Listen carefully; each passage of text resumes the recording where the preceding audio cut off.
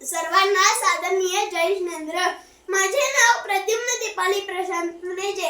माझ्या पाठशाळेचे नाव शांतीसागर पाठशाळा कोथरी। आज मी भगवान महावीरांच्या पूर्वजन्मातील पुरुरवा भिल्लाबद्दल